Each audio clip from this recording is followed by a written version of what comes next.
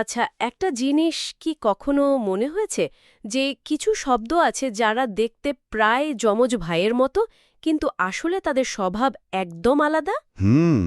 বিশেষ করে যখন পরীক্ষার জন্য প্রস্তুতি নিতে হয়, যেমন ধরুন জিআরই এর জন্য, তখন এই শব্দগুলো যা ভোগায় না, কোনটা কোথায় ব্যবহার করতে হবে তা নিয়ে একটা দ্বিধা লেগেই থাকে। এটা কিন্তু দারুণ একটা পয়েন্ট তুলেছেন।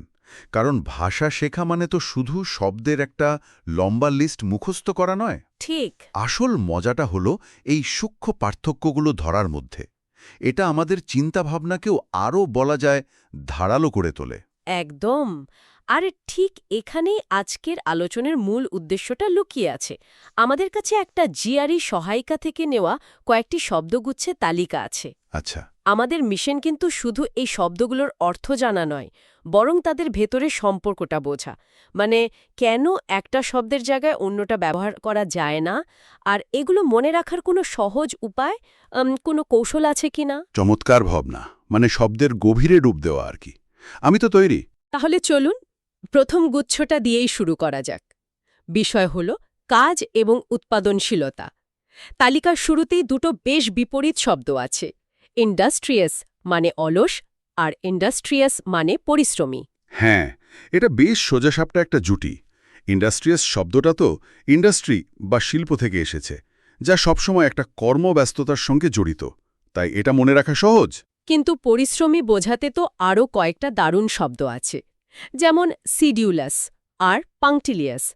আমার তো মাঝে মাঝে এগুলোকে প্রায় একই রকম মনে হয়। সবগুলোই তো এক ধরনের মনোযোগ দিয়ে কাজ করা বোঝায়, তাই না? এখানেই ভাষার মজাটা।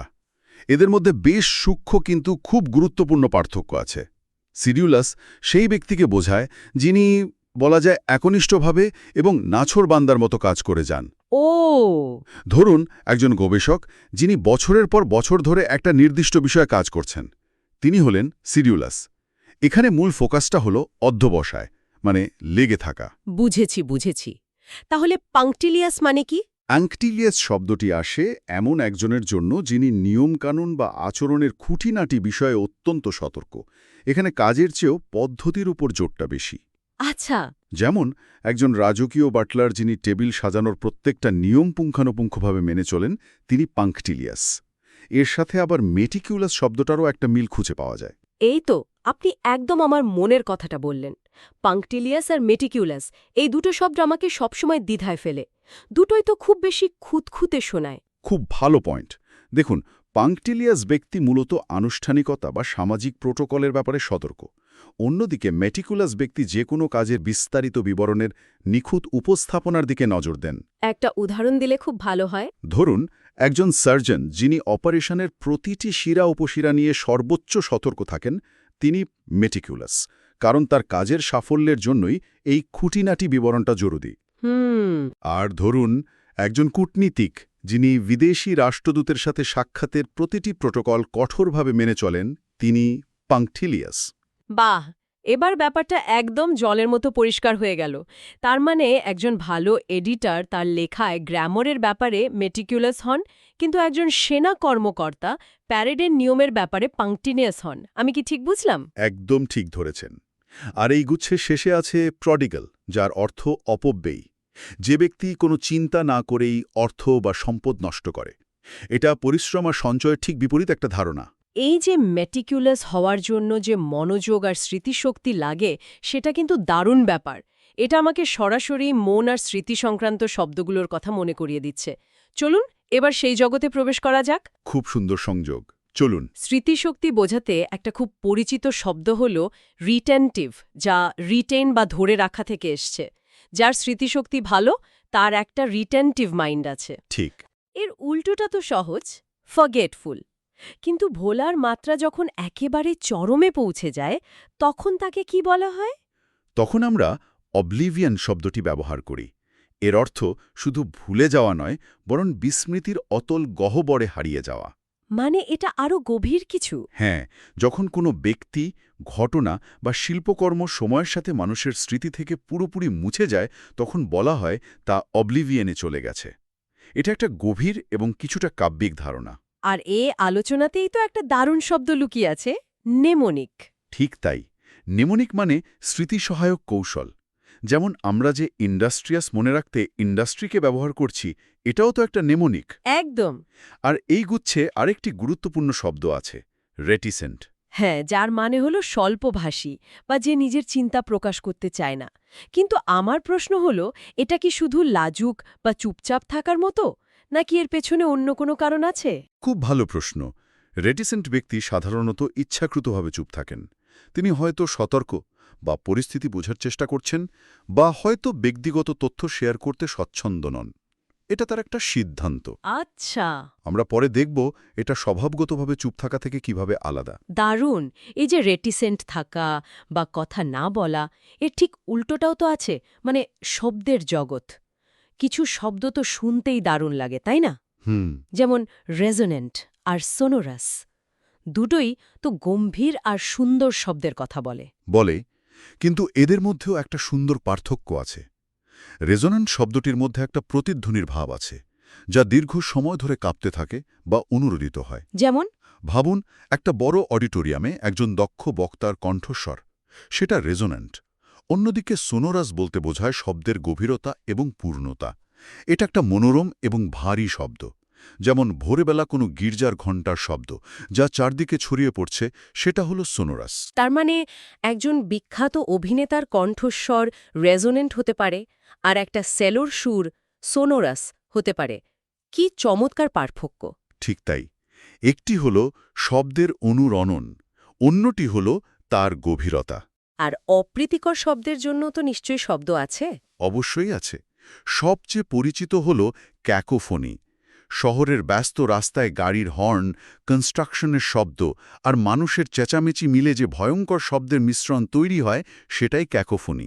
বিশৃঙ্খলা আর কি? হ্যাঁ, তবে এর থেকে একটু আলাদা হল ডিসোনান্স।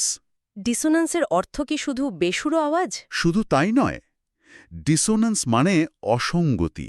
এটা সঙ্গীতেও হতে পারে, যখন দুটো নোট একসাথে বেমানান শোনায়। আবার মানুষের ধারণা বা মতামতের মধ্যেও হতে পারে। ও আচ্ছা। যেমন, একটি দলের সদস্যদের মধ্যে যদি তীব্র মতবিরোধ দেখা দেয়, আমরা বলতে পারি সেখানে ডিসোনান্স তৈরি হয়েছে। এটি শুধু শারীরিক শব্দ নয়, একটি ধারণাগত সংঘাতও বটে। বুঝেছি। আচ্ছা, আপনি আগে রেটিসেন্ট শব্দটির কথা বলেছিলেন এবং একটা রহস্য রেখে দিয়েছিলেন। এবার কি সেই রহস্যের সমাধান করা যায়? রেটিসেন্ট এবং ট্যাসিটার্ন, এই দুটোর মধ্যে আসল পার্থক্যটা কি? চমৎকার, আপনি ঠিকই মনে রেখেছেন। দেখুন, রেটিসেন্ট ব্যক্তি পরিস্থিতি অনুযায়ী বা নিজের ইচ্ছায় কথা বলা থেকে বিরত থাকেন। তিনি হয়তো কিছু লুকাতে চাইছেন বা নিজেকে প্রকাশ করতে চাইছেন না। হুম। কিন্তু ট্যাসিটার্ন ব্যক্তি স্বভাবগতভাবেই স্বল্পভাষী, কম কথা বলাই তার প্রকৃতি। তার চুপ থাকাটা কোনো বিশেষ পরিস্থিতির জন্য নয়, এটাই তার স্বাভাবিক আচরণ। তার মানে একজন গোয়েন্দা জিজ্ঞাসাবাদের সময় রেটিসেন্ট থাকতে পারেন, কিন্তু একজন অন্তর্মুখী লেখক স্বভাবগতভাবেই ট্যাসিটার্ন হতে পারেন। এই পার্থক্যটা জানা খুব জরুরি ছিল। এই যে আশায় অমিল বা ডিসোনেন্সের কথা বললেন, এখান থেকে কিন্তু ধারণার গতিপথের কথাও ভাবা যায়। কিভাবে? কিছু ধারণা এক জায়গায় মেশে, কিছু আবার দূরে সরে যায়, যা আমাদের পরের গুচ্ছের দিকে নিয়ে যাচ্ছে, গতি এবং স্থান। এই শব্দগুলো বেশ দৃশ্যমান। যেমন দুটো রাস্তা বা দুটো বিচার যখন এক বিন্দুতে মেলে, তখন তাকে বলে কনভার্জ, আর যখন তারা আলাদা দিকে চলে যায় তখন হয় ডাইভার্জ। ঠিক। তেমনি আকারে ছোট হওয়া হলো কন্ট্র্যাক্ট, আর বড় হওয়া হলো এক্সপ্যান্ড। এগুলো বেশ সোজাসাপটা। হ্যাঁ, এগুলো বিপরীতধর্মী জুটি হিসেবে মনে রাখা সহজ। এর পাশাপাশি আরও দুটো মজার শব্দ আছে। একটি হলো ডিফিউজ, যার মানে হলো কোনো কিছু ব্যাপকভাবে ছড়িয়ে পড়া। যেমন যেমন ঘরের এক কোণে এয়ার ফ্রেশনার স্প্রে করলে তার সুগন্ধটা পুরো ঘরে ডিফিউজ হয়ে যায়। জ্ঞান বা তথ্য এভাবে ছড়িয়ে পড়তে পারে। আর অন্যটি? অন্যটি হলো মিয়ান্ডার। এর মানে আঁকা বাঁকা পথে চলা। যেমন একটি নদী যখন উপত্যকার মধ্যে দিয়ে এঁকে বেঁকে বয়ে চলে, তার পথকে মিয়ান্ডার বলা হয়। এটার কি অন্য কোনো ব্যবহার আছে? হ্যাঁ, এর একটি কাব্যিক ব্যবহারও আছে। কোনো আলোচনা যখন মূল বিষয় থেকে সরে গিয়ে নানা অপ্রাসঙ্গিক দিকে চলে যায়, তখন আমরা বলি আলোচনাটি মিয়ান্ডার করছে। আমাদের এই আলোচনাও তো মাঝে মাঝে একটু মিয়ান্ডার করে, আর সেজন্যই বোধহয় এত ইন্টারেস্টিং হয়। একদম ঠিক। এই আঁকাবাঁকা পথের কথা বলতে গিয়ে আমার কিছু জটিল ধারণার কথা মনে পড়ছে, যেগুলোর পথটাও বেশ জাপুতান। এবার আমাদের আলোচনার সবচেয়ে চ্যালেঞ্জিং কিন্তু আকর্ষণীয় অংশে আসা যাক, কিছু বিমূর্ত ধারণা। আচ্ছা। যেমন, যা সহজে বোঝা যায় না এমন ধারণার জন্য 3টি শব্দ আছে: এসোটেরিক, রেকন্ডাইট এবং আর্কেন। আমার তো মাথা গুলিয়ে যায় এগুলো নিয়ে। এটা খুবই স্বাভাবিক। এই 3টি শব্দ প্রায় একসাথে ব্যবহার হয়, কিন্তু এদের মধ্যে পরিষ্কার পার্থক্য আছে। এসোটেরিক জ্ঞান এমন, যা শুধু একটি নির্দিষ্ট ছোট গোষ্ঠীর মানুষই বোঝে। আচ্ছা। যেমন কোয়ান্টাম ফিজিক্সের কোনো বিশেষ তত্ত্ব সাধারণ মানুষের কাছে এসোটেরিক। রেকন্ডাইট হলো এমন কোনো বিষয় যা নিজেই খুব গভীর এবং জটিল, তাই বোঝা কঠিন। যেমন ধরুন কান্টের দর্শনশাস্ত্র। হুম। এটা কোনো গোষ্ঠীর জন্য সীমাবদ্ধ নয়, কিন্তু এর গভীরতার কারণেই এটা রেকন্ডাইট। আর আর্কেন? আর্কেন হল এমন জ্ঞান যা প্রাচীন, গোপনীয় বা রহস্যময় এবং এখন আর ব্যাপকভাবে প্রচলিত নয়। যেমন মধ্যযুগের অ্যালকেনির গোপন সূত্রগুলো হল আর্কেন জ্ঞান। তার মানে আমি যদি এভাবে ভাবি, একটা আধুনিক হ্যাকার গোষ্ঠীর কোডিং ল্যাঙ্গুয়েজ হলো ইসোটেরিক, দর্শনের কোনো জটিল তথ্য হলো রেকেন্ডাইট, আর প্রাচীন মায়া সভ্যতার হাইরোগ্লিফিক্স হলো আর্কেন। এবার আমি বিষয়টা ধরতে পেরেছি। একদম নিখুঁত উদাহরণ দিয়েছেন। রহস্যময় বোঝাতেও তো দুটো দারুণ শব্দ আছে, এনিগম্যাটিক এবং ক্রিপ্টিক। এদের মধ্যে কি তফাৎ? এটাও খুব মজার। এনিগম্যাটিক হল এমন কিছু যা রহস্যময় এবং কৌতূহল জাগায়, কিন্তু তার কোনো নির্দিষ্ট উত্তর বা সমাধান হয়তো নেই। যেমন মোনালিসার হাসিকে এনিগম্যাটিক বলা হয়, এর রহস্যটাই এর সৌন্দর্য। আচ্ছা। অন্যদিকে ক্রিপ্টিক হল ইচ্ছাকৃতভাবে তৈরি করা কোনো ধাঁধা বা গুপ্ত বার্তা, যার একটা নির্দিষ্ট লুকোনো অর্থ আছে এবং যা সমাধান করা সম্ভব। যেমন কোনো গুপ্তচরকে পাঠানো সাংকেতিক বার্তা হল ক্রিপ্টিক। একটি হলো অমীমাংসিত রহস্য, অন্যটি হলো সমাধানযোগ্য ধাঁধা। দারুণ। এবার আসা যাক একগুইমি বোঝানোর শব্দগুলোতে। এখানেও 3টি শক্তিশালী প্রতিযোগী: অবজুরেট, রিক্যালসিট্রেন্ট, ইনট্রানজিজেন্ট। এগুলোকে কিভাবে আলাদা করব? এটা জিআরই এর জন্য খুব গুরুত্বপূর্ণ একটা গ্রুপ। অবডুরেট ব্যক্তি আবেগের দিক থেকে পাথরের মতো কঠিন।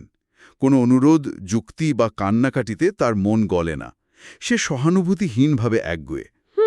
রিক্যালসিট্রেন্ট ব্যক্তি কর্তৃপক্ষের বিরুদ্ধে বিদ্রোহী। সে নিয়মকানুন বা আদেশ মানতে অস্বীকার করে, অনেকটা জেদি ছাত্র বা অবাধ্য ঘোড়ার মতো। এখানে মূল ভাবটা হল বিদ্রোহ।